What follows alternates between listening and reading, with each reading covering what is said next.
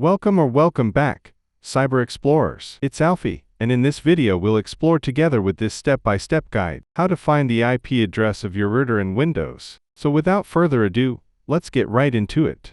Finding the IP address of your router in Windows is quite simple. Here are a few methods you can use. Method 1.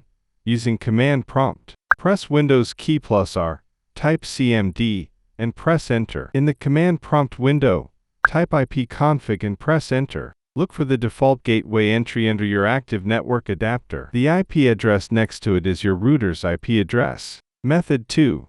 Using the Settings app. Press Windows key +I to open the Settings app. Click on Network and Internet in the Settings menu. In Windows 10, click on View Hardware and Connection Properties. In Windows 11, click on Advanced Network Settings. Click on Hardware and Connection Properties. Scroll down to find the default gateway entry. The IP address next to it is your router's IP address. Method 3.